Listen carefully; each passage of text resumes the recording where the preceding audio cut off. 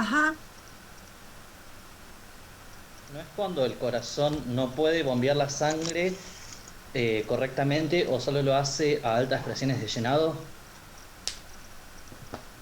Bien.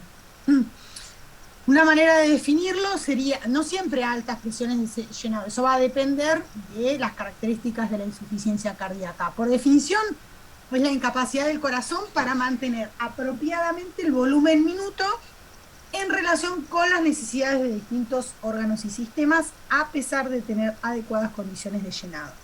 Esto es, ¿por qué en relación con las necesidades de los distintos órganos y tejidos? Porque puede ser que el paciente esté asintomático y cuando el volumen minuto aumenta por alguna determinada circunstancia, sea cualquier situación de estrés, puede ser una sepsis, puede ser un shock hipovolémico, puede ser la causa que sea, el ejercicio, camino 2 cuadras, algo que el paciente previamente hacía normalmente y hoy no lo puede hacer, es decir, aumentan los requerimientos, ¿sí? El gasto cardíaco o el volumen minuto y el corazón es insuficiente para aumentarlo. Ahora igual vamos a ver la fisiopatología de la enfermedad, ¿sí?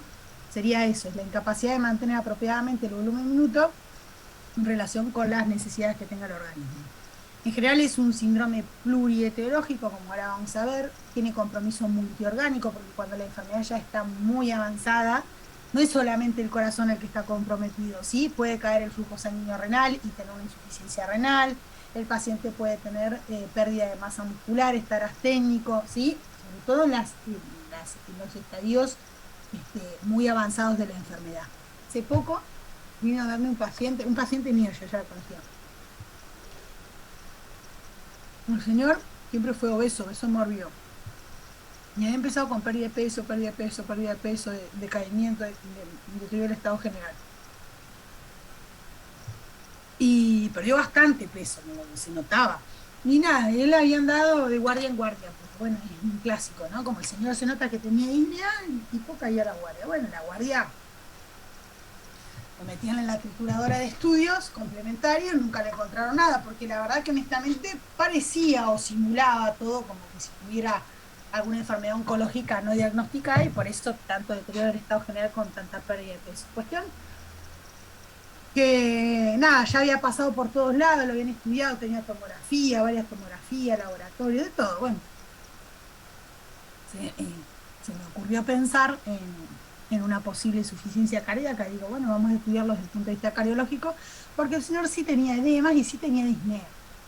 Y bueno, así fue, lo mandé al cardiólogo, el cardiólogo lo estudió, le hizo un ecocardio y demás, y bueno, de ahí vimos que había hipoquinesia, ese yo ya era severa, se le hizo la CCG al señor y tenía isquemia, digamos, bueno, toda esa isquemia que había afectado el corazón, con una fracción de eyección que había caído notablemente, el señor lo que tenía era una insuficiencia cardíaca que estaba sintomático y lo que pasa que, bueno, por ahí el cuadro había sido medio, no era, por ahí no era de lo más clásico, con lo cual había tenido una forma de debutar por ahí que si no se lo pensaba, por ahí pasaba desapercibido, ¿sí?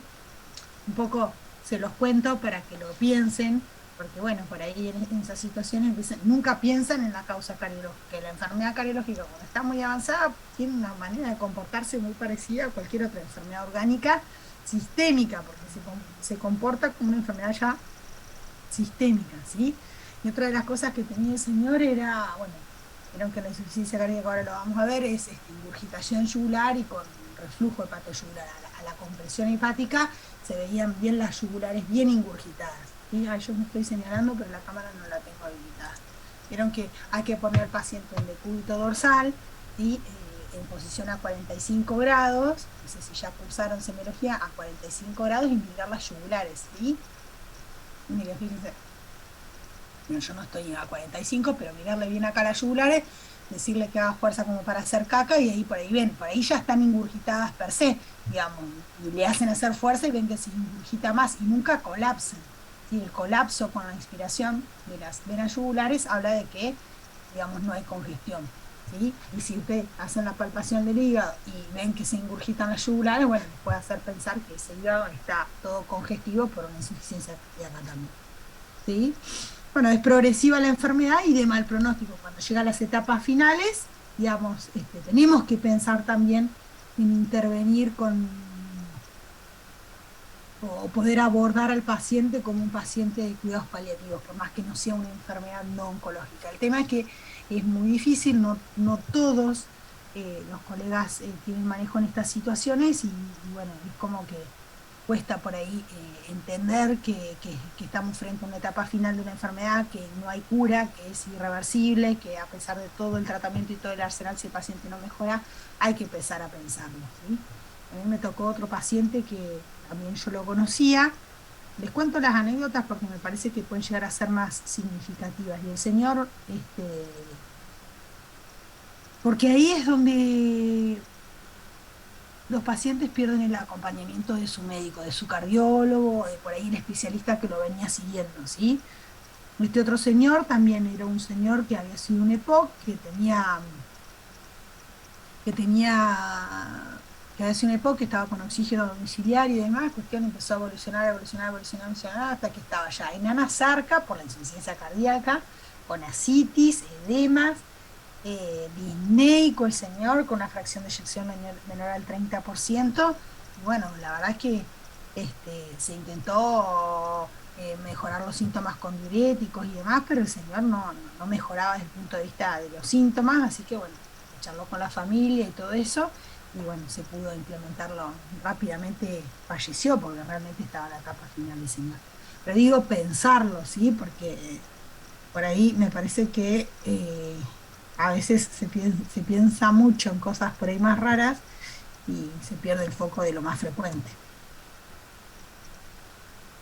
En cuanto a la epidemiología, es poco prevalente en la población general y en la población joven, pero aumenta notablemente la prevalencia a medida que aumenta la edad, ¿sí? Fíjense, en mayores de 65, entre un 8 y un 10% es una enfermedad prevalente. Y el gran inconveniente que tiene es el alto índice de hospitalización y que un 20% de los pacientes pueden llegar a necesitar la internación en la unidad coronaria. Y genera invalidez y, bueno, inmortalidad. Es una enfermedad que sabemos que si no intervenimos oportunamente puede llevar digamos, a la aparición de complicaciones y muerte. En general, esta puede llegar a ser la complicación de otras enfermedades de riesgo cardiovascular, como ser la hipertensión y la cardiopatía isquémica, ¿sí? No tratadas oportunamente pueden llevar a la insuficiencia cardíaca. Y una vez que aparece, sobre todo cuando aparecen ya los síntomas, inicialmente podemos tratar los síntomas, revertirlos y que el paciente esté asintomático e intentar que progrese la falla cardíaca, ¿sí? Pero bueno, eso es todo un desafío. Y bueno, muchas veces la hospitalización está en relación con, por ahí, que el paciente discontinúa el tratamiento. Esto pasa como con la hipertensión, el paciente una vez que está sin síntomas, por ahí discontinúa y dice, pero si yo ahora no siento nada, ¿para qué voy a tomar la medicación? Y cuando discontinúa la medicación, aparecen los síntomas, ¿sí? ¿Acá me siguen? ¿Cómo? Sí, sí, ¿Sí? profe. Bien. Ah, ¿cómo podemos? Porque yo les pongo la presentación para que les salga grande y no los puedo ver. Se ve Eh, bien. bueno, ¿cómo podemos definir la insuficiencia cardíaca según el tiempo de iniciación? ¿Sí? Ahí podemos hablar de insuficiencia cardíaca crónica, que es la más frecuente, tiene un inicio insidioso, con un deterioro progresivo de la capacidad funcional de la persona, ¿sí? Que es la que puede aparecer, por ejemplo, por la hipertensión crónica o en el caso de la cardiopatía isquémica, o sea, el paciente que tiene un infarto, que después queda con un angor crónico, etcétera, ¿sí? Y después tenemos la aguda, ¿sí? Que es la que aparece más en forma repentina, aparece más súbita, que puede ser, por ejemplo, que el paciente haya sufrido un infarto agudo de miocardio, ¿sí? Extenso, y el paciente debuta con ese infarto agudo y queda ya con un cuadro de insuficiencia cardíaca. Y a diferencia del anterior, es súbito, ¿sí? Sí, tuvo un infarto masivo y queda con insuficiencia cardíaca, ¿sí? Que por ahí no es lo más común. La idea o el enfoque por ahí del teórico, igual que el del práctico, es más hacia la insuficiencia cardíaca crónica, que es donde por ahí o vamos a iniciar el tratamiento si hacemos clínica o alguna de las especialidades clínicas, o bien vamos a ver pacientes en tratamiento. ¿Sí? Después, según si el tipo de falla es sistólica o diastólica, ¿sí? la, en general, hasta un tercio de los pacientes con síntomas y signos de insuficiencia cardíaca tienen una fracción de eyección mayor al 40%. ¿Sí? Lo que decía recién el compañero, que puede haber una alteración de la distensibilidad, o sea, de la compliance, del ventrículo con presiones de llenado más altas, y ahí puede aparecer la sintomatología. Y es cuando hablamos de la insuficiencia cardíaca diastólica que se ve cada vez con más frecuencia. ¿Sí? O sea, hay una alteración en la distensibilidad del ventrículo.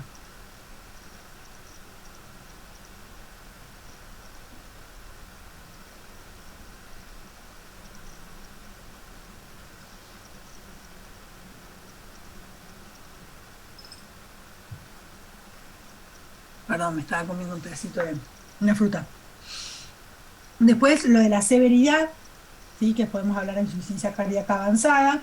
Bueno, y ahí es cuando ya la enfermedad está muy avanzada y aparecen síntomas ante esfuerzos mínimos o en reposo, ¿sí? O a pesar de tener todo el tratamiento farmacológico ya implementado, ya hay una severa alteración de la contractilidad ventricular, y obviamente ahí es cuando estamos en la etapa prácticamente final, con un mal pronóstico y una mortalidad que puede superar al 35% anual. ¿Sí? Lo que tiene es que puede ser que veamos pacientes con una insuficiencia cardíaca severa, crónica y severa, sin tratamiento, que implementemos el tratamiento y podamos revertir, ¿sí? Con el tratamiento mejoran los síntomas, ¿sí? El daño estructural que ya está instaurado no revierte, pero sí los síntomas que van a ser uno de nuestros objetivos.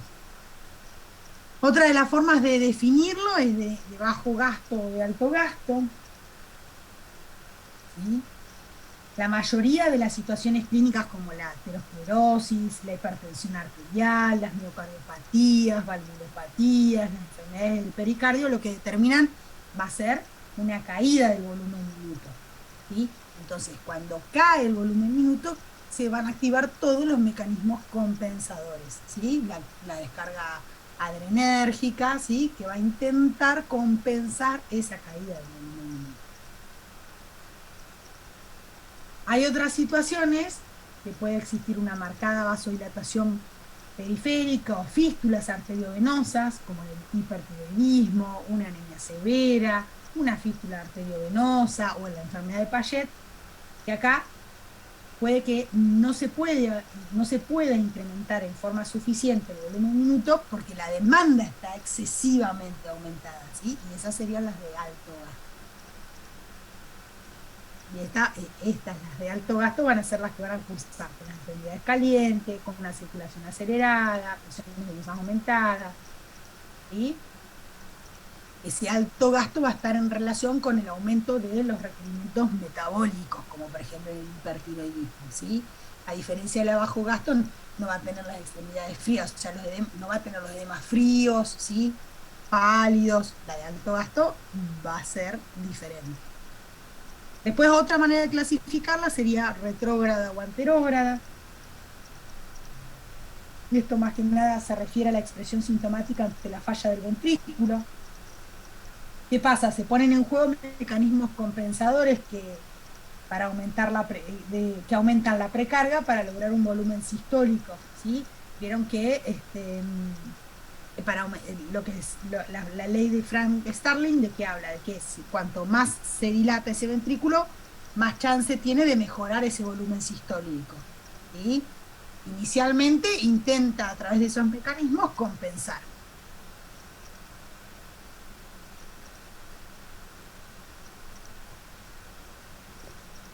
¿Sí? Lo que pasa es que, bueno, va a ir aumentando la presión, el volumen de fin de diástole, eso va a repercutir sobre la presión venosa y capilar, con el desarrollo de edema de variada intensidad. El edema puede ser pulmonar para el caso del ventrículo izquierdo y sistémico para el caso del ventrículo derecho. y ahí aparece la falla retrógrada. ¿Sí? Y anterógrada es cuando el gasto es tan bajo que afecta la perfusión tisular y de esta manera ahí va a estar hipoperfundido el paciente. ¿Sí? Y después izquierda o derecha, según si el aumento de la precarga ocurre en el ventrículo izquierdo o en el ventrículo derecho. En el izquierdo, cuando aumenta la precarga en el ventrículo izquierdo, aumentan las presiones de llenado en la aurícula izquierda, y de esa manera se puede transmitir al capilar pulmonar con la aparición de la disnea, ¿sí? Por esa razón es que históricamente ha sido llamada insuficiencia cardíaca izquierda o de síntomas, ¿sí? En cambio, ante el aumento de la precarga en el ventrículo derecho, aumentan las presiones de llenado en la aurícula derecha, con aumento de la presión y la congestión en la circulación venosa sistémica, y ahí es donde aparecen los edemas periféricos. En vez del edema pulmonar, los edemas periféricos. ¿Sí? Por eso es que históricamente se hablaba de insuficiencia cardíaca derecha o de signos, ¿sí? Porque no le va a dar. Los edemas a veces a los pacientes les llaman más la atención por una cuestión estética que por otra cosa, salvo que sean muy significativos los edemas y le limiten la marcha o la movilidad del paciente. ¿Sí? No, son diferentes formas de clasificarlo. Bueno, en cuanto a la fisiopatología, los determinantes de la función cardíaca normal van a ser el volumen sistólico y la frecuencia cardíaca, ¿sí? O sea, el gasto cardíaco volumen minuto está determinado por el volumen sistólico y la frecuencia cardíaca, ¿sí? A su vez, ese volumen sistólico está regulado por la precarga, la poscarga y la contractilidad miocárdica. ¿Sí? Y esos factores a su vez se van a hallar influenciados críticamente por mecanismos hemodinámicos y neurohormonales. ¿Sí?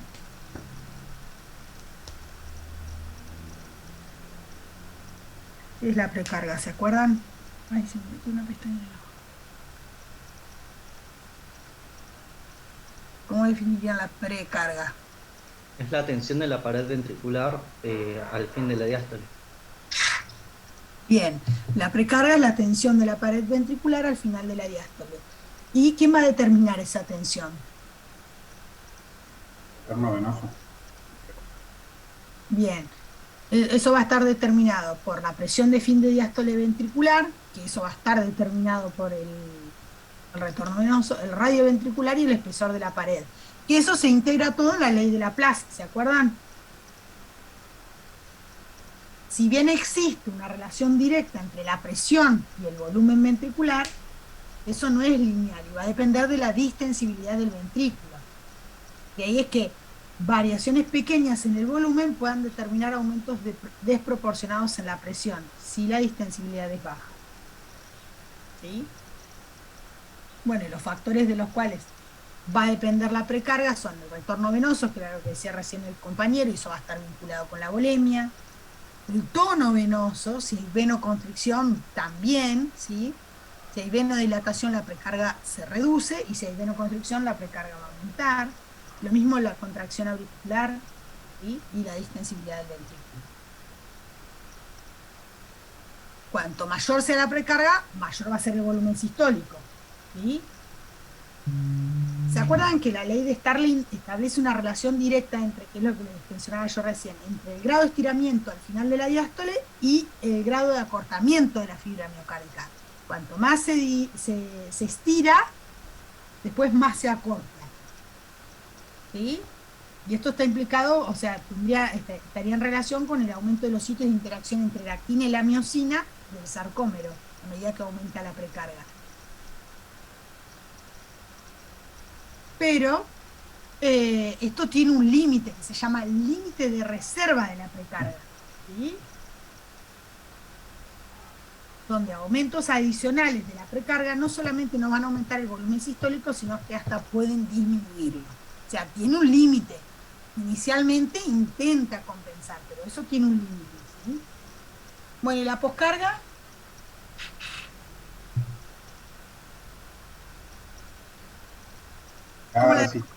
Sería la resistencia a la que tiene que ser ejercida la presión sanguínea para poder circular más o menos. Siempre es tensión, tanto precarga como poscarga, te hablan de tensión de la pared. La anterior era al final de la diástole y esta es durante la sístole, que sí, claramente va a estar determinada por la presión arterial. Y cuanto mayor sea la presión arterial,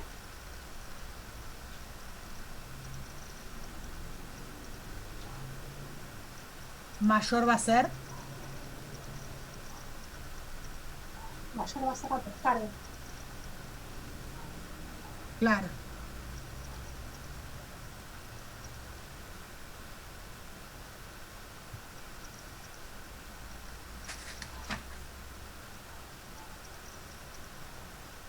Es por eso que la hipertensión arterial no tratada da lugar a un aumento de la poscarga en forma sostenida. ¿Y eso en qué se traduce?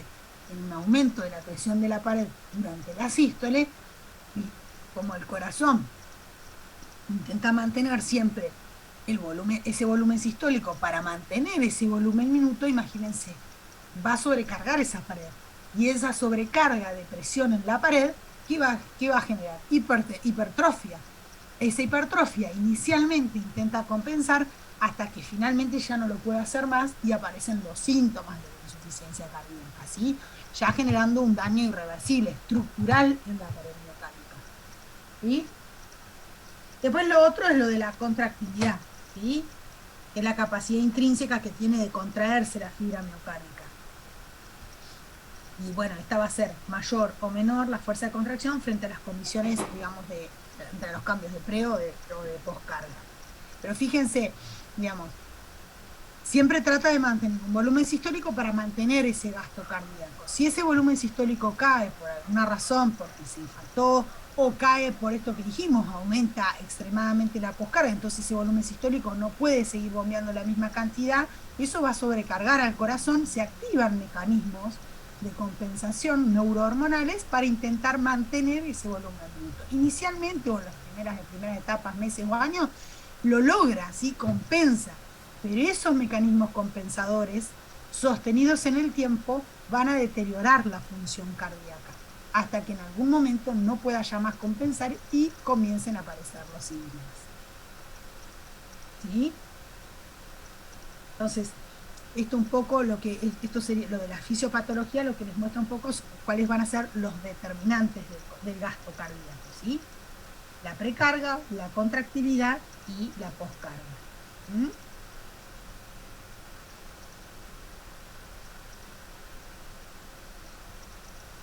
Esto un poco, ¿por qué? Porque después sobre estos determinantes podemos plantear los posibles sitios de intervención. ¿Mm?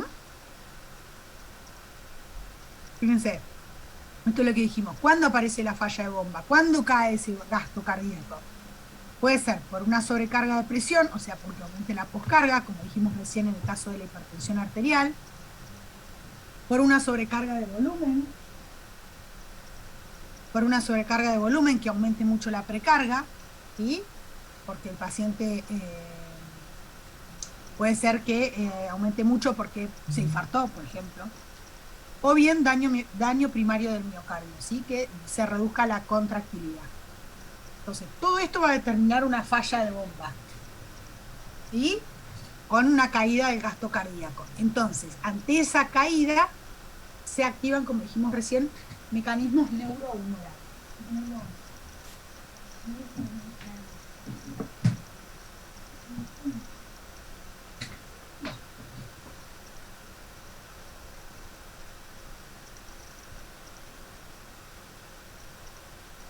¿Sí? ¿Cuáles van a ser esos mecanismos neurohormonales? Se va a activar el sistema nervioso simpático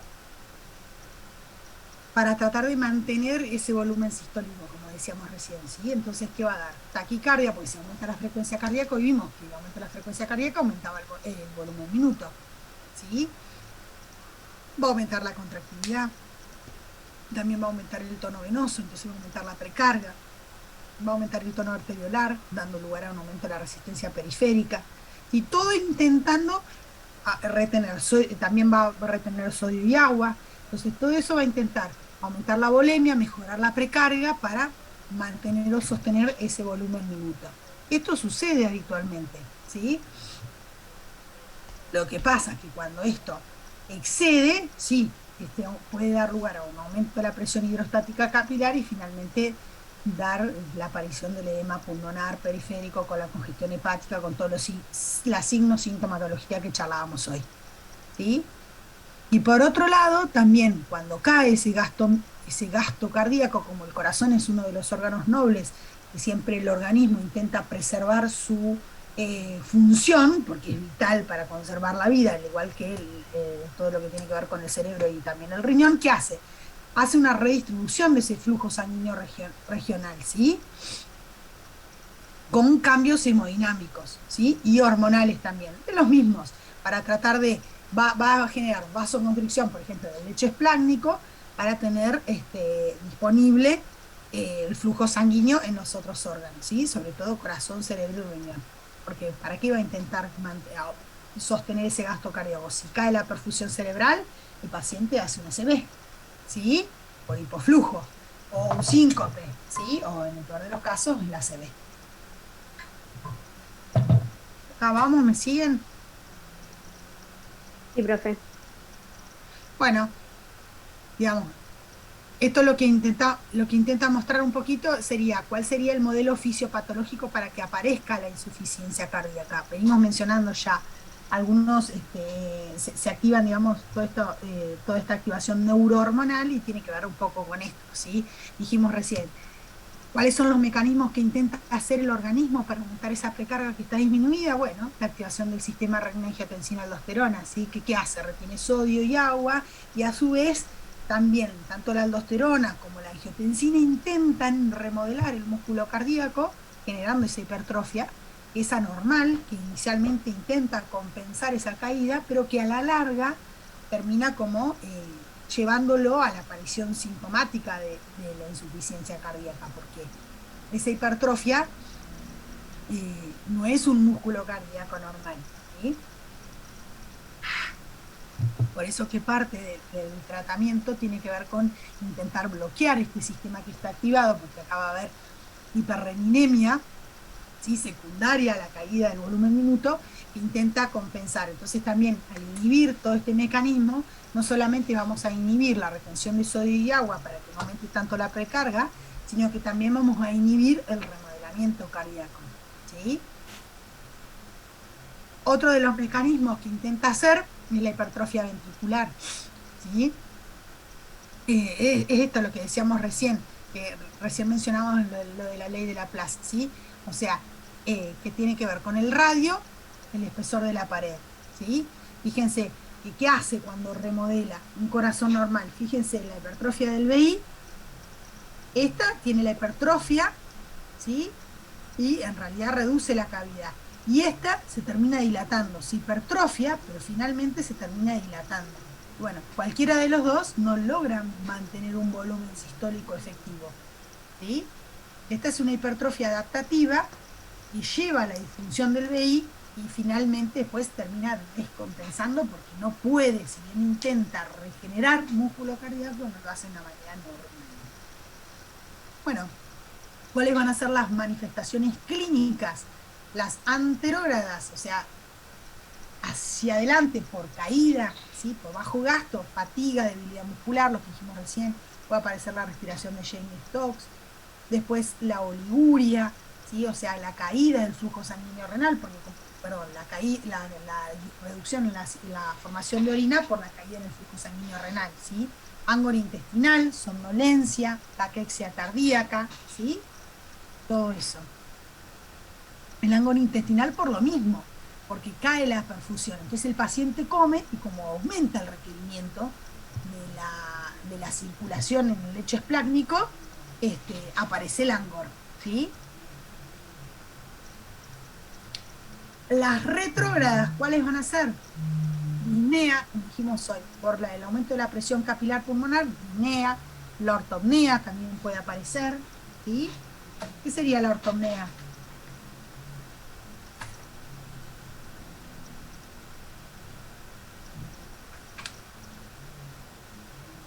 disnea en posición de cúbito que cede ante incorporarse.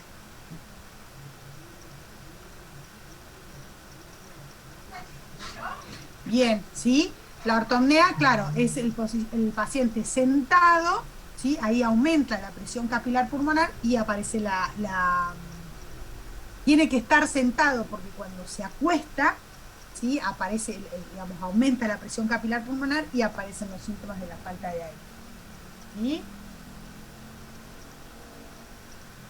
La ortopnea es la disnea que ocurre en la posición supina al poco tiempo de haberse acostado el paciente, ¿sí? A los 2 o 3 minutos, rápidamente, ¿sí?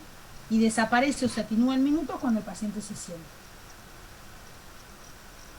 ¿Qué pasa? Cuando el paciente se pone en decúbito, aumenta mucho el retorno venoso y esos cambios de volúmenes el ventrículo no los puede manejar, ¿sí? Y la disnea paroxística nocturna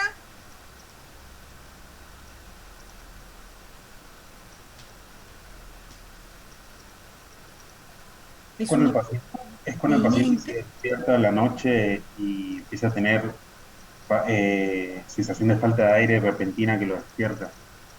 Tengo entendido. Exactamente, ¿sí? Es un episodio de disnea intensa que despierta al paciente de manera brusca y lo obliga a incorporarse sentándose al borde de la cama y abrir la ventana en busca de aire, ¿sí? Puede acompañarse de una expiración prolongada, tos y bilancias, y están vinculadas a la obstrucción bronquial, secundaria al edema de la pared bronquial o peribronquial, ¿sí? Es lo que antes se conocía como asma cardíaca, ¿sí? Entonces, la nicturia es que cuando el paciente se acuesta, aumenta el retorno venoso y mejora el flujo sanguíneo renal, entonces tiene más posibilidad de filtrar y formar orina. Los rales crepitantes tienen que ver con el aumento de la presión capilar, que dijimos hoy, lo mismo que el derrame pleural, edemas, hepatomegalia dolorosa, etcétera, ¿sí? El esputo motórico, angorniforme. Son un montón de manifestaciones clínicas que el paciente puede tener. Y bueno, como consecuencia de la activación neurohormonal que dijimos hoy, de la descarga adrenérgica, tenemos la taquicardia y la vasoconstricción cutánea, ¿sí? Y después los signos, cardiomegalia, ya cuando el corazón está muy agrandado, dilatado, puede aparecer presencia de tercer ruido, cuarto ruido, el pulso también lo podemos ver alterado, etc. Y esta es la clasificación de la New York Heart Association, que habla de la clase 1 a la 4 y tiene que ver con los síntomas, ¿sí? Mírenla un segundito que ahí vengo. Ahora la charlamos.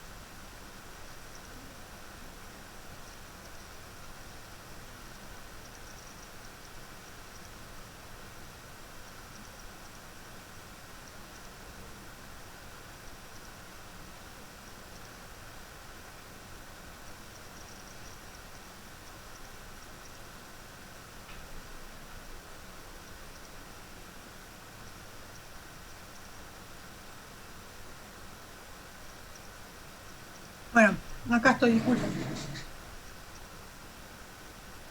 Un segundito. Bueno, esto es lo que les decía, lo de la clasificación funcional. Ahora vamos a ver. La idea es, ¿están ahí? Sí, profe. Bien. La idea es, Sí, con el tratamiento farmacológico, justamente, si nosotros nos viene a la consulta un paciente con clase funcional 4 o 3, poder llevarlo a la 2 o a la 1 en el mejor de los casos, ¿sí? Fíjense que en la clase 1 es el que prácticamente no tiene limitación para actividad física, ¿sí? No tiene INEA, no tiene fatiga, no tiene palpitación, no tiene nada. La clase 2 tiene una ligera limitación de la actividad física, la 3 ya tiene marcada limitación, puede no haber síntomas en reposo, pero sí, pero actividad física menor o a lo ordinario. Una actividad física menor al ordinario le puede generar síntomas, ¿sí? Por ejemplo, si el paciente, qué sé yo, camina desde el comedor al baño para afeitarse y se agita, ¿sí? Bueno, y la 4 ya no puede hacer nada de manera asintomática. Solamente para afeitarse, por ejemplo, ya puede que se agite, ¿sí? Entonces la idea es instaurar el tratamiento y poder llevarlo de la clase funcional 4 a la 3, de la 3 a la 2, ¿sí?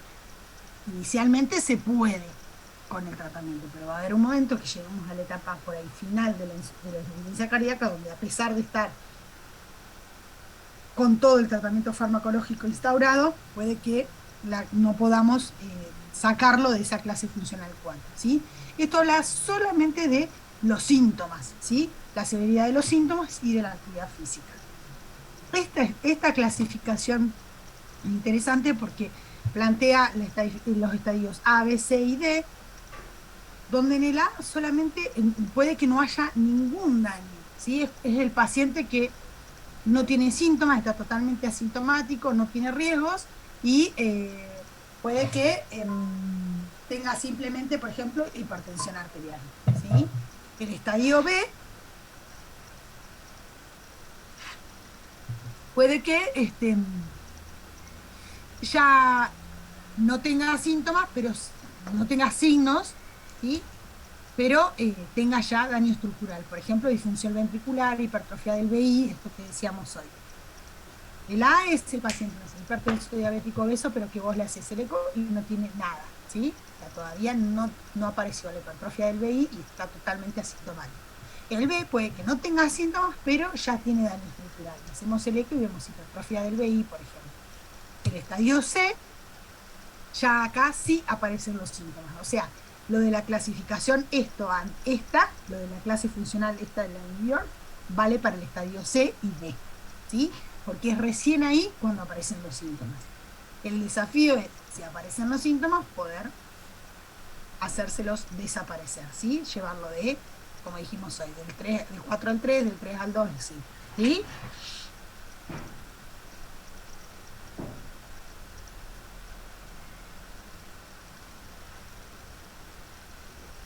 ¿Está? Y el D es el que tiene síntomas a pesar de estar en reposo.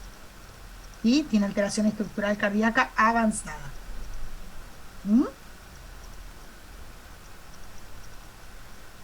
Fíjense. Esto es lo que les decía yo recién, ¿sí? La A solamente tiene factores de riesgo, o sea, hipertensión, diabetes, enfermedad coronaria, los antecedentes familiares. En el B ya aparecen las anomalías estructurales, pero el paciente nunca tuvo síntomas, o sea, tiene hipertrofia del VI, tiene dilatación, tiene antecedentes de DIAN previo, tiene una valvuropatía, ¿sí? Por eso es importante intervenir aquí, para evitar justamente que pase el estadio C, ¿sí? Y el C, la cardiopatía estructural con síntomas asociados a la insuficiencia ya cardíaca, ¿sí? Ya tiene INEA, fatiga, ¿sí? Pero con el tratamiento podemos volverlo asintomático al paciente, ¿sí? Y el D es el que dijimos ya hay cardiopatía estructural, hay síntomas severos de insuficiencia cardíaca en reposo a pesar del tratamiento.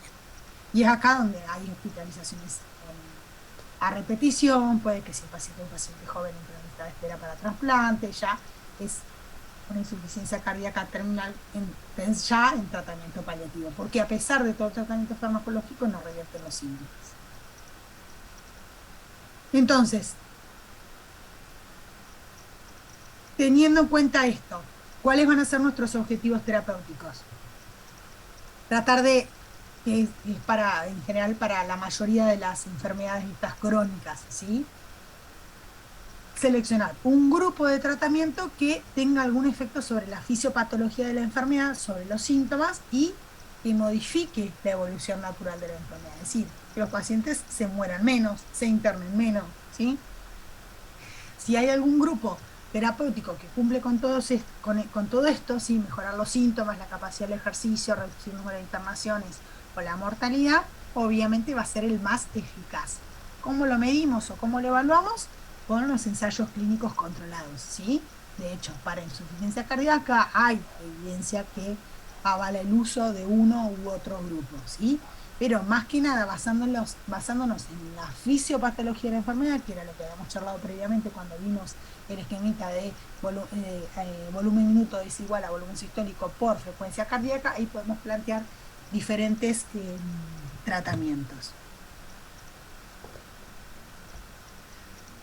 Para eso, entonces, resumiendo, ¿cuáles van a ser nuestros objetivos? Mejorar los síntomas, o sea, si el paciente ya está en un estadio C, que está sintomático, si de la clasificación de la New York está en un estadio 3, desde el punto de vista de los síntomas y la capacidad del ejercicio, bueno, llevarlo a un 2, por ejemplo, o a un 1, volverlo asintomático, ¿sí? Como dijimos, mejorar la capacidad del ejercicio, reducir las internaciones y reducir la mortalidad. El grupo terapéutico que cumpla con todos estos ítems va a ser el más eficaz, ¿sí? Vamos a ver que hay algunos grupos que solo mejoran los síntomas, otros grupos reducen las internaciones, mejoran los síntomas y pocos grupos reducen la mortalidad y insuficiencia cardíaca.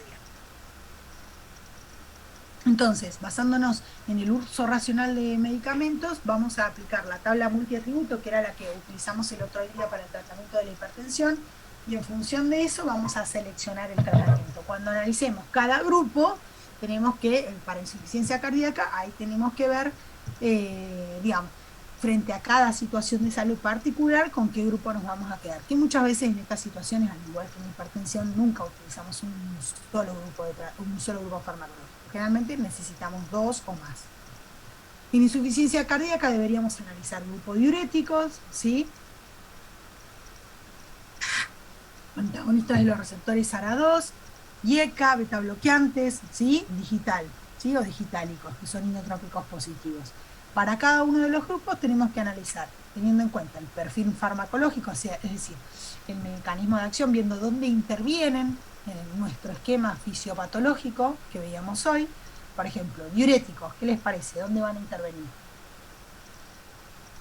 A nivel renal. Está bien. Bien, pero el esquema fisiopatológico de la insuficiencia cardíaca. Disminuyendo la precarga y así Disminuyendo el retorno venoso. Disminuyendo la precarga, ¿sí? Entonces no sobrecargamos ese ventrículo y puede contraerse mejor. Perfecto. Sobre todo si tiene una sobrecarga de volumen, ¿sí? Perfecto. Después, los IECA, por ejemplo. Disminuyendo la poscarga. Bien, los IECA disminuyendo la poscarga, ¿sí? O sea, reduciendo los valores de tensión arterial, que muchas veces, como dijimos, que había una descarga o una activación neurohormonal, el paciente puede que esté hipertenso porque está intentando compensar. Entonces, reduce la poscarga, indirectamente también va a reducir la precarga, porque la renina, la angiotensina y la aldosterona reabsorbe sodio y excreta potasio, y este mecanismo va a estar inhibido, ¿no? Y por otro lado, también va a actuar a nivel del remodelamiento, que dijimos hoy, que la angiotensina y la aldosterona remodelaban ese músculo cardíaco para intentar compensar, ¿sí? Bien, ¿y los digitálicos?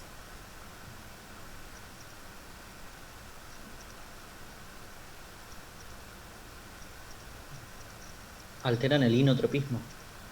Bien, son inotrópicos positivos. Como el inotropismo puede verse alterado, sobre todo en las etapas más avanzadas de la enfermedad, puede que necesitemos algún inotrópico positivo, ¿sí? Además de reducir precarga, poscarga, mejorar la contractilidad, ¿sí? Eso estaría teniendo en cuenta, bueno, después vemos cómo actúa cada uno, ¿no? El perfil farmacológico, pero lo que tenemos que analizar para cada uno de estos grupos es la eficacia clínica, es decir, en mejorar los objetivos que nos planteamos. que eran mejorar la capacidad del ejercicio, reducir los síntomas, el número de internaciones y la muerte. Si todos los grupos estos tienen la misma eficacia para todo eso, bueno, ahí selecciono por seguridad, ¿sí? Pero vamos a ver que no todos los grupos tienen la misma eficacia para reducir mortalidad, por ejemplo, ¿sí? Y otro de los grupos, que no lo mencionamos, pero que está en esta tablita, que o sea, nosotros deberíamos analizar todos estos grupos en insuficiencia cardíaca, es el grupo de los beta bloqueantes. Antiguamente no se planteaba el tratamiento con beta bloqueantes como una posibilidad. ¿Por qué? Porque justamente se pensaba que si uno administraba beta bloqueantes caía el inotropismo, ¿sí? Y todas las otras variables, y empeoraba el cuadro clínico del paciente. ¿Pero qué se vio con el tiempo? Estudiando, se determinó, digamos, con el tiempo que esto que charlábamos al inicio, que es una enfermedad multiorgánica, que es sistémica y que hay una activación neurohormonal que lo que hace es intentar compensar. Entonces, el tratamiento con los beta bloqueantes de alguna manera va a intentar bloquear esa descarga neurohormonal. La descarga puede que exista igual en la descarga adrenérgica, pero los beta bloqueantes van a bloquear, porque esa activación adrenérgica, de alguna manera, si bien intenta compensar, como dijimos hoy, esa compensación en algún momento se agota y es como un círculo vicioso que lleva a más insuficiencia cardíaca, ¿sí? Si bien no se recomienda su uso en agudo, porque si el paciente está en un cuadro de insuficiencia cardíaca aguda y le administramos un beta bloqueante, y sí, sin duda que ese efecto inotrópico negativo que le van a generar esa caída de la frecuencia cardíaca puede tener repercusión sobre el volumen minuto y empeorarle el cuadro. Pero una vez que el paciente está compensado, podemos instaurar el tratamiento con los beta bloqueantes, porque de hecho son uno de los pocos grupos que sí tienen demostrada la eficacia clínica para reducir mortalidad. Hoy se sabe que los pacientes con insuficiencia cardíaca que reciban tratamiento con beta bloqueantes a largo plazo sí modifica la evolución natural de la enfermedad y sí se mueren menos, ¿sí? Hablando así empíricamente. ¿Está? Entonces, beta bloqueantes tiene un rol muy importante en el tratamiento de la insuficiencia cardíaca. Pero bueno, insisto y vuelvo a reiterar. Nosotros tenemos que plantearnos sobre ese esquema fisiopatológico posibles sitios de intervención. Entonces dijimos, tenemos grupos diuréticos, para el caso de la insuficiencia cardíaca, reducción de la precarga y de la volemia, ¿sí? En esa variable de la insuficiencia cardíaca entrarían.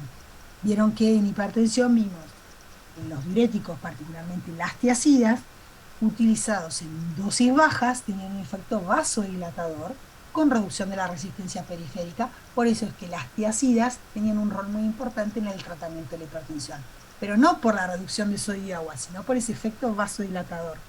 Impacta sobre la resistencia periférica y los valores de tensión arterial. ¿Me explico? Si nosotros utilizamos las tiazidas en dosis altas buscando un efecto diurético en hipertensión arterial, en realidad reducimos la volemia y eso activa el sistema, eso puede activar todo el sistema neurohormonal y en realidad empeorar esa hipertensión arterial. ¿Sí? ¿Quedó claro eso? Eso lo habíamos charlado. Entonces, volviendo, sobre ese esquema fisiopatológico de la enfermedad, en este caso de la insuficiencia cardíaca, posibles sitios de intervención: diuréticos, reducción de la precarga; IECA y ARA2, reducción de poscarga y remodelamiento cardíaco; digital, inotrópicos positivos, o sea, mejoran el inotropismo que se vea que está alterado en estos cuadros de insuficiencia cardíaca. Y después analizaremos para cada grupo datos de eficacia clínica, es decir, de estos grupos, cuáles tienen un impacto en modificar la evolución natural de la enfermedad, ¿sí? A igual eficacia, entonces recién ahí me fijo en seguridad. Más seguro, menos seguro, y recién ahí me fijo en conveniencia, ¿sí?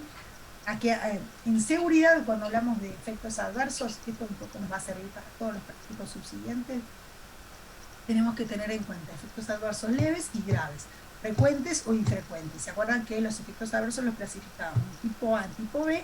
Los A eran los que dependían del mecanismo de acción, o sea, yo puedo interpretar que pueden aparecer ciertos efectos adversos conociendo el mecanismo de acción de los fármacos. Por ejemplo, beta bloqueantes reducen frecuencia cardíaca y si da una bradicardia o bloqueo AB importante, o sea, eso puede tener una traducción clínica como un síncope, por ejemplo, ¿sí? O sea, yo sé que eso puede aparecer. Lo mismo puede pasar con los digitalicos en dosis altas que pueden dar bloqueo. Profe, ¿Sí? disculpe, entonces, los beta bloqueantes se utilizarían en un paciente que tenga insuficiencia cardíaca que está compensada y no se usarían si está descompensada. Y preferiblemente no. Lo que pasa es que si el paciente viene tratado con beta bloqueantes, tampoco puede suspenderla en forma abrupta. ¿Por qué? ¿Se acuerdan por qué?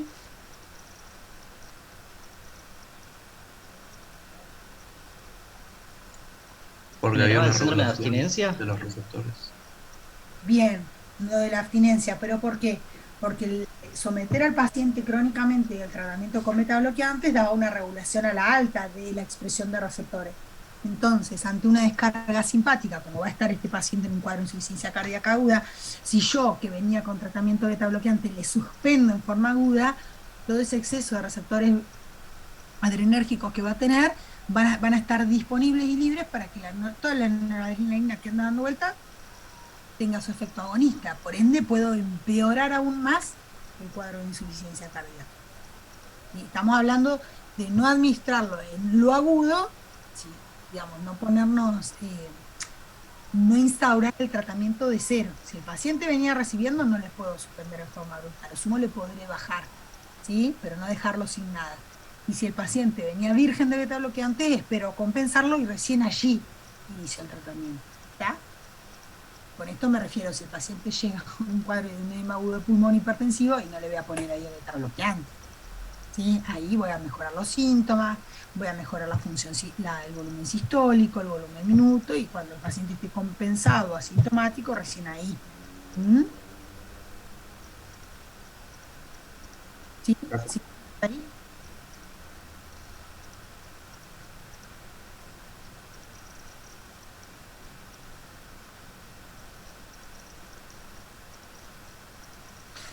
Bueno, entonces, repasando lo que dijimos, dentro del tratamiento no vamos a entrar en detalle en todo lo que tiene que ver con el tratamiento higiénico y dietético, pero dentro del farmacológico tenemos lo que ya mencionamos, grupo de diuréticos, fundamentalmente, bueno, ahí podemos, en realidad, hablamos de grupo farmacológico cuando comparten el mismo mecanismo de acción. Dentro de los diuréticos tenemos distintos mecanismos de acción, con lo cual lo correcto sería hablar de diuréticos de asa, diuréticos tiacídicos y diuréticos ahorradores de potasio, por ejemplo, ¿sí? Porque los mecanismos de acción son totalmente diferentes para los tres, o sea, serían tres grupos distintos. Todos van a favorecer la eliminación de sodio y agua con un efecto diurético, pero vamos a ver que en diferente porcentaje, o sea, el efecto diurético no es el mismo para los de asa, los tiacídicos y los ahorradores de potasio. ¿Por qué? Porque intervienen en sitios diferentes del túbulo, de los túbulos contorneados, de los túbulos, sí, de la nefrona, por ende, inhiben en diferentes porcentajes la reabsorción de sodio y agua, ¿sí?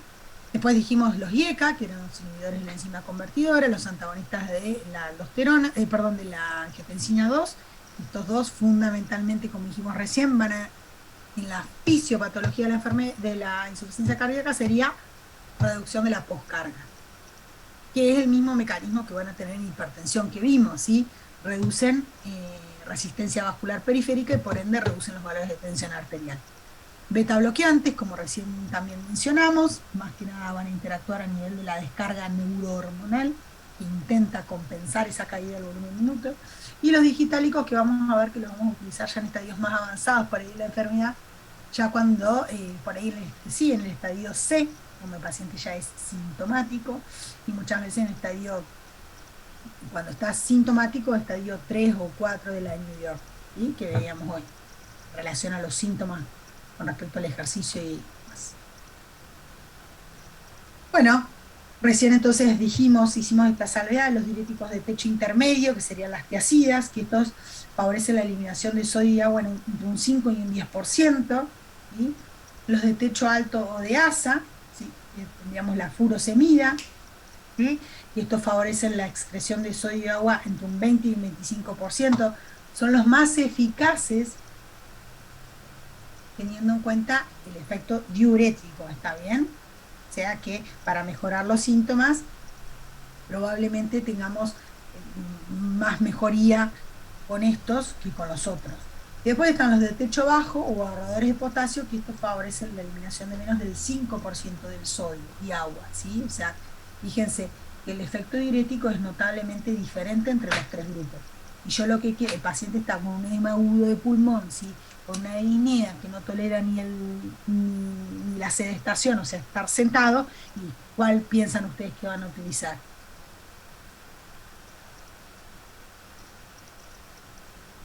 Los diuréticos de asa. Exactamente, ¿sí? No solamente por el efecto diurético que tienen, sino porque ¿qué otro beneficio adicional van a tener estos diuréticos de asa en este caso que le acabo de mencionar, edema o pulmón hipertensivo?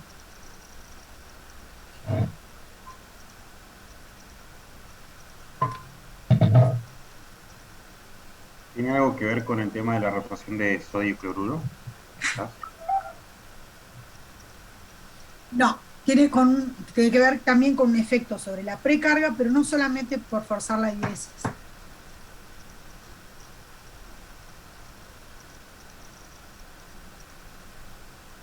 Porque tiene un efecto venodilatador, como se utilizan sobre todo por vía endovenosa, ¿sí? Por las prostaglandinas, y eso genera aumento de la capacitancia venosa, o sea, vasodilatación venosa, por ende la precarga disminuye, que en parte explicaría el efecto tan rápido que tiene la mejoría sintomática, porque no es que el paciente, vos le administrás la furosemida, mejora rápidamente, es real, pero el paciente por ahí todavía ni siquiera orinó, ¿sí? Tarda un poco más en forzar, digamos, en el efecto diurético, ¿sí?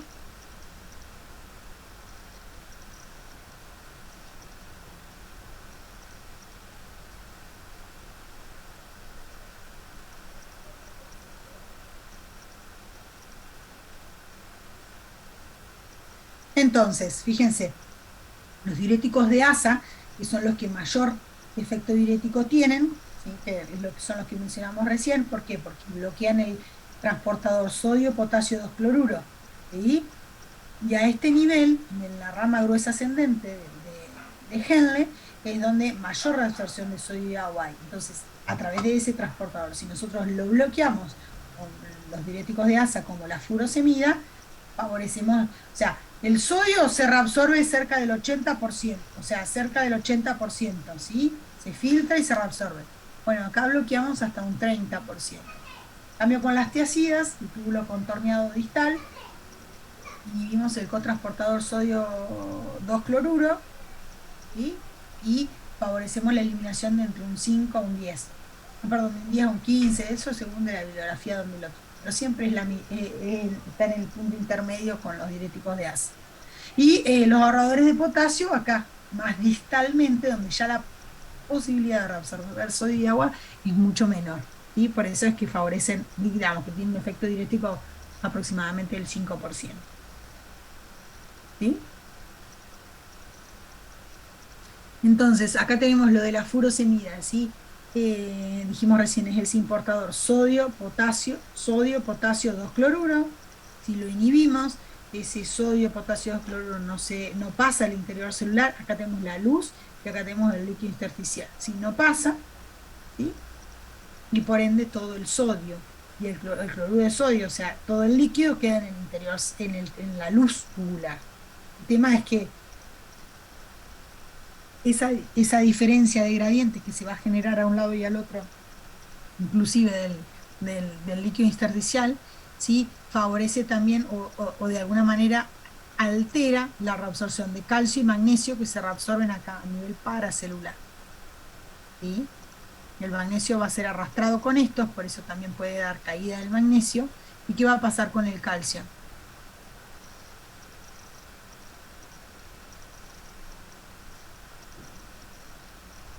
El calcio sí se va, no a este nivel, sino más abajo, sí se va a eliminar. Por eso es que pueden dar hipercalciuria. Pero esto tiene que ver con las cargas a un lado y al otro del intersticio o de la luz tubular. ¿Mm?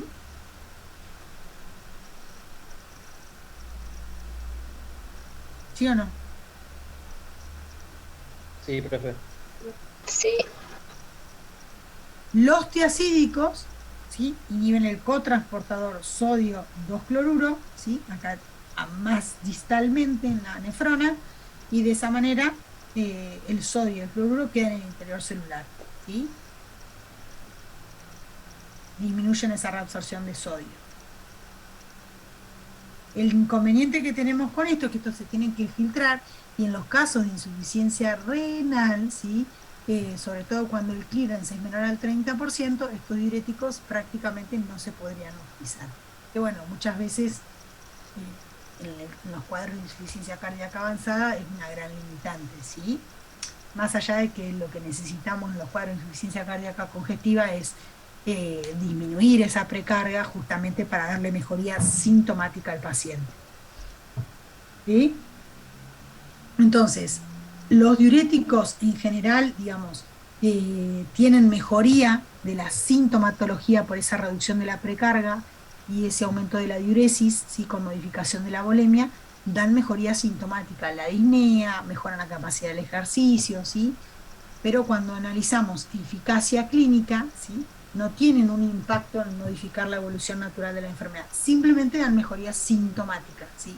Pero a pesar de que no modifiquen la mortalidad, ¿sí? O el número de internaciones, no está demostrado en ensayos clínicos controlados que realmente tengan impacto sobre esas variables, nadie va a dejar de ofrecerle la mejoría sintomática a estos pacientes con insuficiencia cardíaca, ¿sí? Van a recibir el tratamiento con diuréticos. El tema es que una vez que nosotros instauremos el tratamiento, diuréticos y algún otro de los grupos, ¿sí?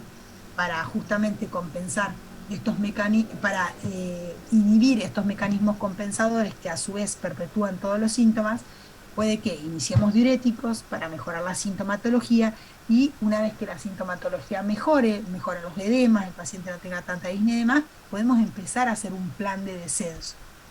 Lo aclaro porque muchas veces se indican los diuréticos y quedan indicados en forma indeterminada hasta que el paciente termine internado por un cuadro de deshidratación, por ejemplo, que también es bastante común, porque tengan en cuenta que estos cuadros, salvo situaciones muy puntuales, pacientes infartados jóvenes en general son pacientes añosos. Entonces los diuréticos, si bien es verdad que puede que al principio lo haya necesitado por ahí 2 veces en el día o 3 veces en el día para mejorar los síntomas, puede que no lo, si lo dejamos así, en forma sostenida, puede que después el paciente termine hipotenso, deshidratado, internado por un exceso de tratamiento. Entonces guarda con eso, porque sobre todo los diuréticos de ACE, ¿sí? Muchas veces puede que sí, que necesiten una dosis mínima, pero a veces en algunos pacientes yo puedo hasta llegar a tenerlo hasta con, no sé, son tan frágiles esos pacientes que por ahí no se los sacás totalmente, pero le dejás por ahí, no sé, medio, 3 veces por semana, por ejemplo, ¿sí? Como para no sacárselos del todo. Y guarda cuando viene el verano. Cuando viene el verano, los pacientes prácticamente no toman líquido, el exceso diurético, deshidratación e internación, ¿sí? ¿Vamos hasta acá? Ya, fíjense, mejoran síntomas, pero no tienen impacto sobre la mortalidad. O sea que la eficacia clínica, si se quiere, podríamos, una de las maneras por ahí de cuantificar y aplicar la tabla es, por ejemplo, poner cruces. A mí me la habían enseñado así, ponemos máximo 4 cruces, ¿sí? O sea, podríamos ponerle, no sé, 2 o 1, ¿sí? Cumplen solamente con la mejoría de los síntomas, pero no tienen impacto en la mortalidad. ¿Está? Pero nadie le va a negar el tratamiento sintomático a estos pacientes. ¿Me explico?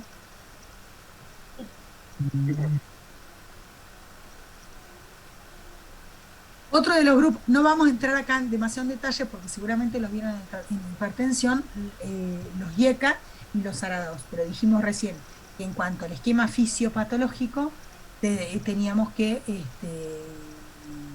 reducir la poscarga y mejorar y inhibir el remodelamiento, ¿sí? Y después tenemos los digitálicos, ¿sí? Que serían los inotrópicos positivos. ¿Alguien se acuerda cómo actúan estos?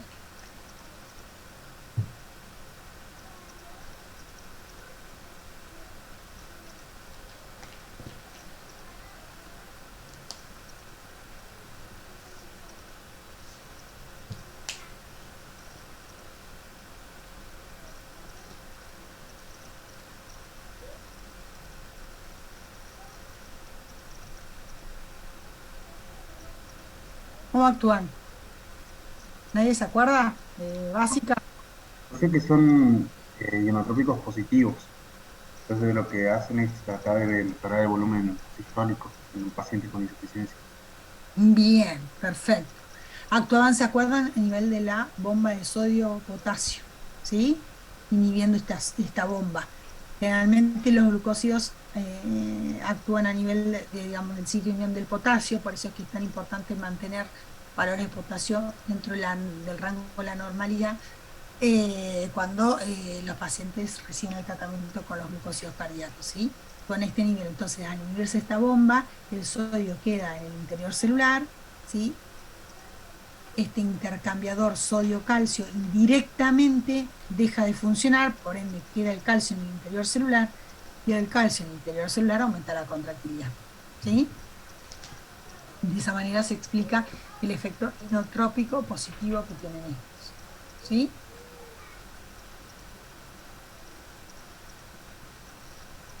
¿Sí?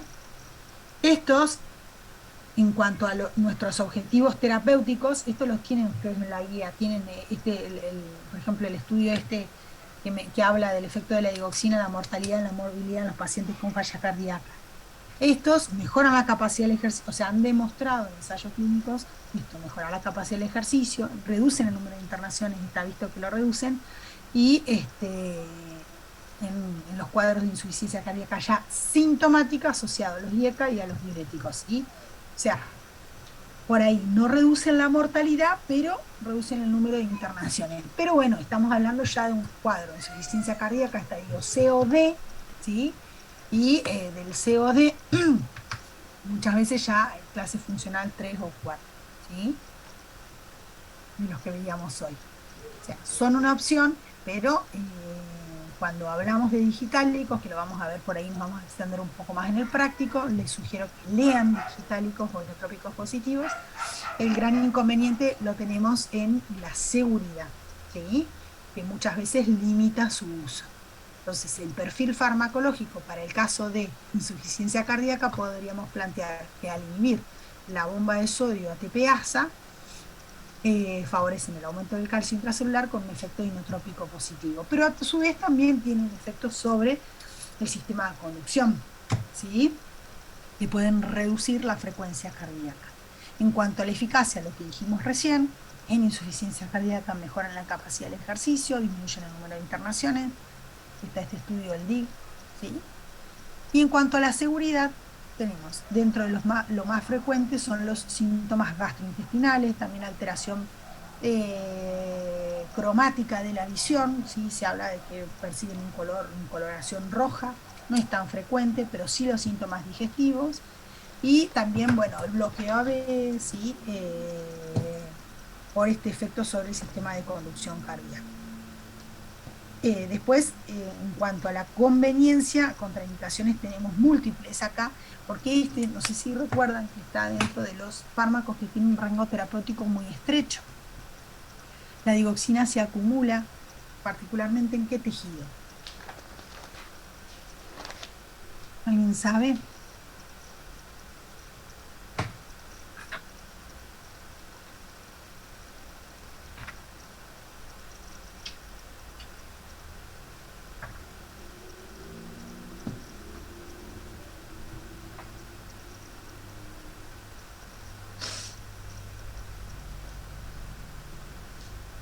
¿Nadie?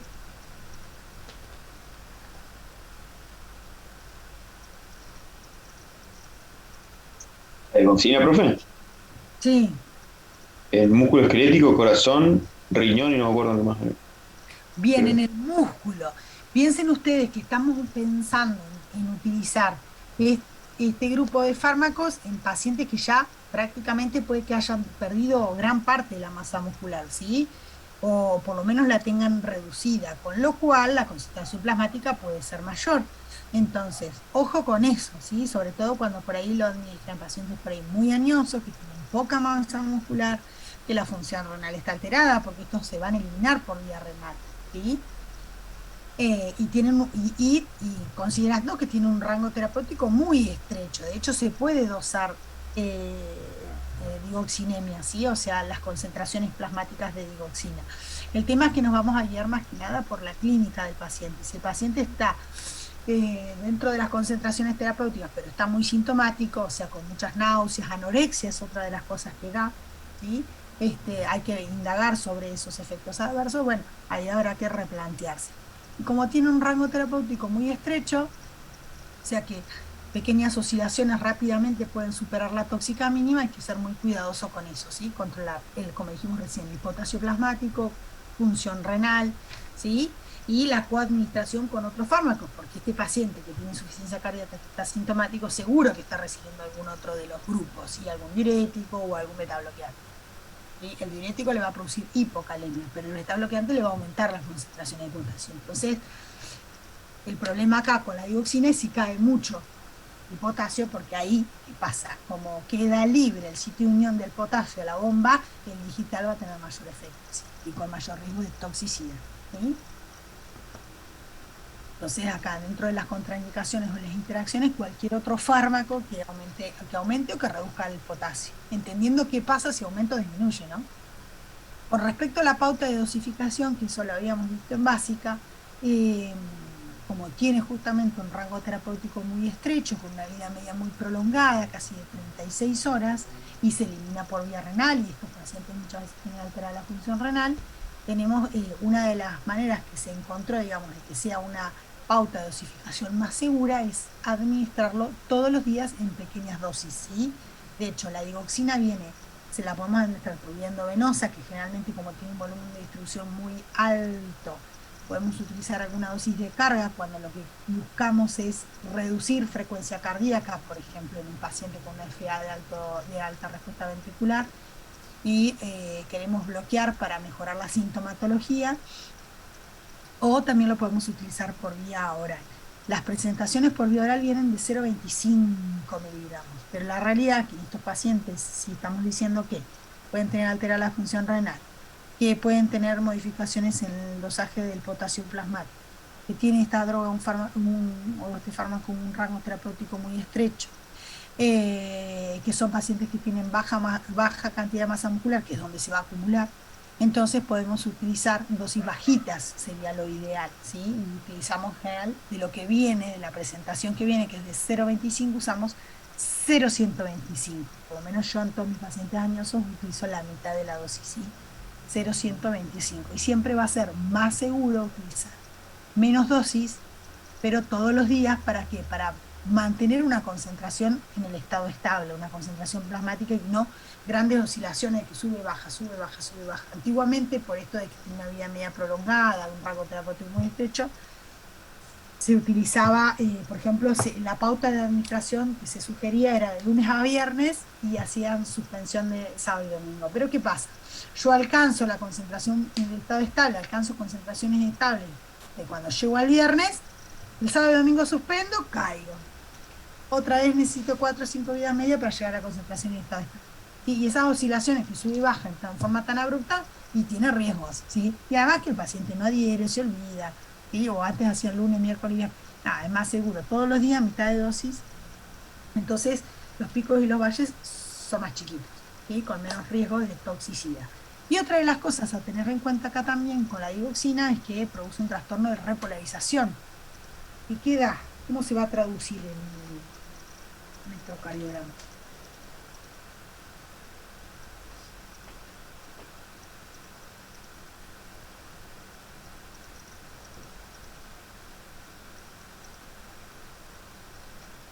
Tengo entendido que la toxicidad genera arritmia, entonces seguramente se va a manifestar incluso creo que leí, no sé si lo más frecuente, fibrilación auricular, entonces seguramente puede ser algo bastante desordenado. Sí, claro, en el caso de la intoxicación, por eso insisto con todas estas características que tienen que ver con la conveniencia y demás.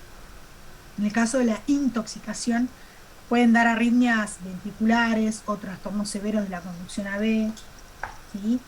Trasístoles ventriculares, ¿sí? Todo eso, obviamente, taquicardias de la unión aurículo-ventricular, taquicardia ventricular, taquicardia paroxística supraventricular, ¿sí?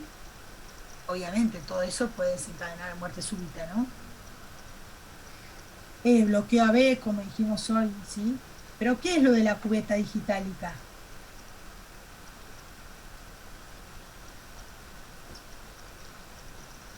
Son modificaciones a nivel del segmento ST que hablan de que el paciente está digitalizado, ¿sí?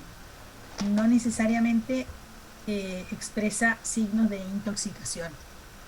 ¿Sí? Es un pequeño infra-ST que puede aparecer en el electro, que no necesariamente habla de intoxicación digital. Y antiguamente se creía que eso sí tenía que ver con intoxicación. Y no, fue el paciente esté tolerando muy bien el tratamiento y nosotros le hagamos el electro y aparezca ese pequeño infradesnivel del ST. ¿Sí? ¿Cuáles pueden llegar a ser las manifestaciones de intoxicación?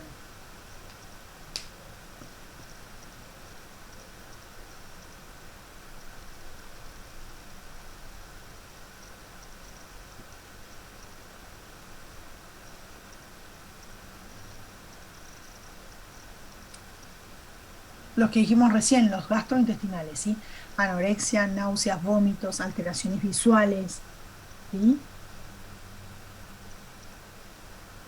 Cefalea, vértigo, desorientación, sobre todo por ahí los subjetivos, eso, alteración de la visión de los colores. Por eso estaría bueno que si van a instaurar el tratamiento, o por ahí lo instaura el cardiólogo, ustedes cuando hagan el seguimiento pueden preguntar eso. Hace un tiempo, esto de verlos con la dosis, esto que les decía, dosis de 0,25 de lunes a viernes con suspensiones y demás, se sigue viendo. Algunos cardiólogos todavía siguen, ya esto ya se sabe hace mucho tiempo que no, pero hay cardiólogos que todavía siguen aplicando esa pauta de dosificación. Digo para pensarlo, porque en algún momento tuve un paciente así, y bueno, viste, la familia relataba que nada, que había perdido mucho peso, que no tenía apetito, el paciente decía que no tenía apetito, hicimos modificación en la dosis y el señor mejoró el tema de la anorexia, o sea que son cosas a pensar o a tener en cuenta. Obviamente, si uno con esa sintomatología pide dosaje de digoxina y está por encima de los valores, o sea, por encima de la tóxica mínima, bueno, podemos prácticamente afirmar que esa anorexia está en relación con eso y más aún si reducimos la dosis mejora.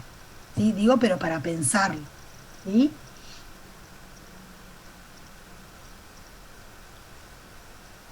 Entonces, la digoxina tiene mucho para discutir y es interesante todas las características que tienen que ver con la conveniencia que están en relación con las características farmacocinéticas, así como las farmacodinámicas, ¿sí? Y en cuanto a la eficacia en el tratamiento de la insuficiencia cardíaca, si bien no reducen mortalidad, para esas situaciones puntuales pueden llegar a ser de utilidad. Y aún más si el paciente, por ejemplo, tuviera una fibrilación auricular, porque como reduce la frecuencia cardíaca ante una situación donde aumente mucho la frecuencia cardíaca ¿sí? o la fibrilación auricular se dispare, va a estar bloqueada. ¿Sí? Y obviamente la dioxina de droga ninotrópico positivo antiquísimo, con lo cual el costo es nada. El tema es la seguridad, ¿sí? La seguridad y la conveniencia, esto del rango terapéutico estrecho, rápidamente puede aparecer toxicidad y demás. O sea que piensen que ante alguna situación puntual, una persona añosa en cuadro de deshidratación o infección urinaria, enseguida se acumula y aparecen los efectos tóxicos, ¿sí? Entonces, el manejo, digamos, hay que ser muy cuidadoso con eso. Acá les puse la formulita esta de Cockcroft-Gold porque podríamos calcular, esto sirve para calcular el clearance renal del paciente, ¿sí? Y es interesante sobre todo en estos pacientes añosos, porque la mayoría de los pacientes con insuficiencia cardíaca, salvo excepciones, son pacientes añosos. Entonces esto les permite calcular y estimar el clearance, ¿sí? Para poder saber más o menos si está muy por debajo de lo normal. Sí, la formulita es 140 menos la edad por el peso en kilos sobre la creatinina sérica por 72. ¿Mm?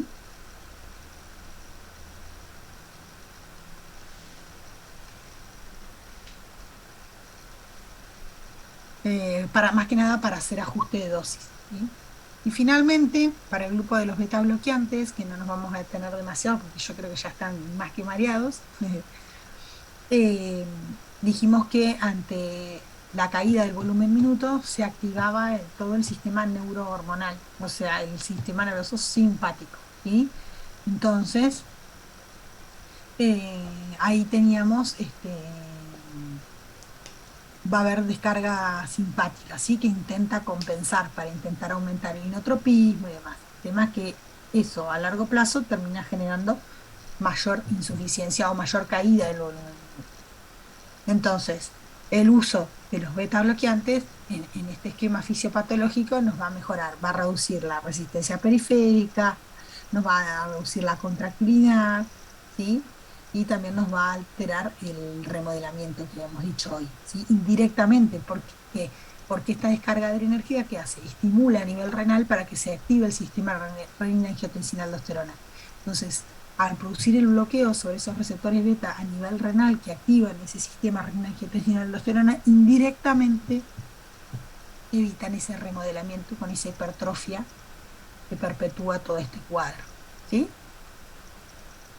Entonces, interviniendo sobre esa activación del sistema neurohormonal, es que los beta-bloqueantes han demostrado mejorar la función del ventrículo izquierdo, mejorar la capacidad del ejercicio funcional, disminuyen las internaciones y disminuyen la mortalidad. O sea, estos serían el único grupo que ha demostrado eficacia clínica a través de ensayos clínicos controlados para modificar la evolución natural de la enfermedad, en este caso de la insuficiencia cardíaca. O sea que a los pacientes con insuficiencia cardíaca, sin duda algún beta-bloqueante van a tener, y después iremos viendo si están sintomáticos o no, si tienen además el IECA, si tienen además el diurético o el digital, ¿sí? Guarda cuando coadministremos inotrópicos positivos como la digital con beta-bloqueantes, porque ¿dónde va a estar el riesgo?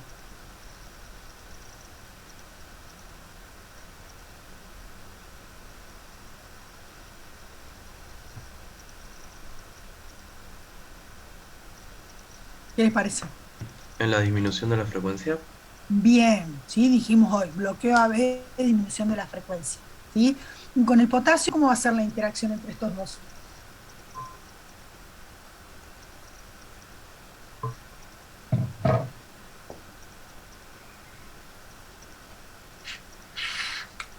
Los beta bloqueantes, los beta bloqueantes producen hipercalemia o hipocalemia.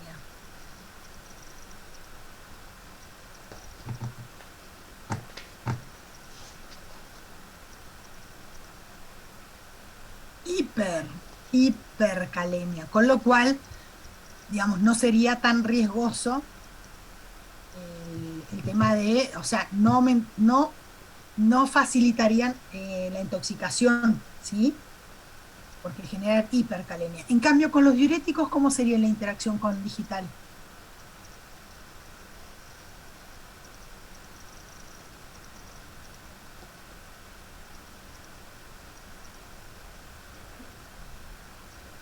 Al revés, los diuréticos que producen Hipocalemia. hipocalemia. Cuanto mayor sea el efecto diurético con la excreción de sodio, mayor riesgo de hipocalemia van a dar, porque el potasio va arrastrado con el sodio, ¿sí? Entonces, con los diuréticos sí, ojo, ¿por qué? Porque producen hipocalemia y sí tengo que pedir más, controlar más el ionograma para dosar potasio y ver, ¿sí? Si está bajo, ver de qué manera lo aumento, ¿sí? Y con los IECA,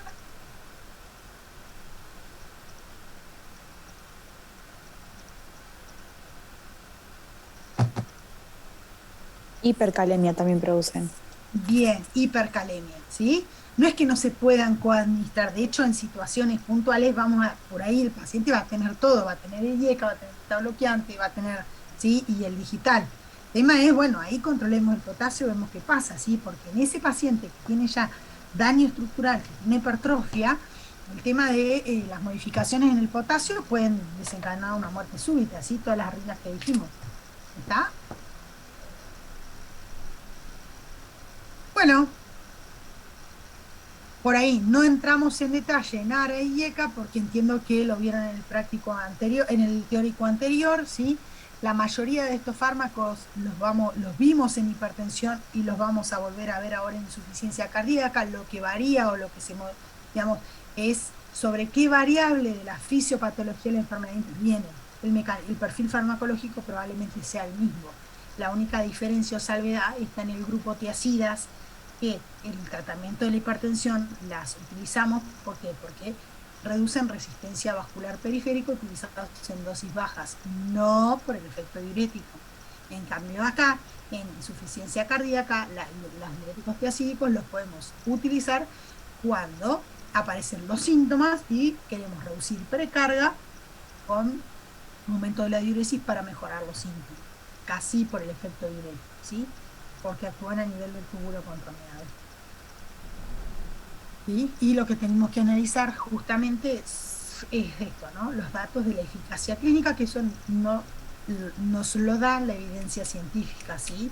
Cuando sometemos a grupos, ¿qué sería lo ideal, ¿sí? Del ensayo clínico controlado? Hoy, si ya sabemos, por ejemplo, que beta bloqueantes disminuyen internaciones y disminuyen mortalidad y tienen un impacto en la evolución natural de la enfermedad, y la investigación propone nuevos grupos farmacológicos, pues tendría que compararlos con los beta bloqueantes, que ya sabemos que tienen algún beneficio, ¿sí? Entonces, lo ideal o lo éticamente correcto sería eso, porque no vamos a hacer un ensayo clínico controlado placebo versus el tratamiento.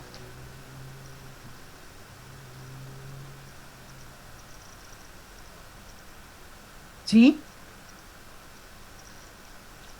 Sí, profe.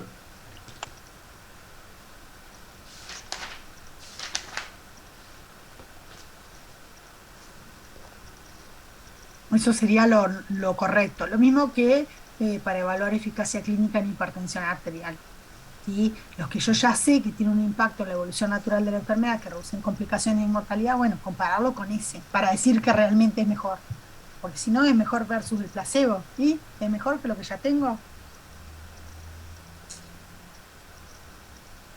Bueno, no sé si tienen dudas, preguntas, si les sirvió.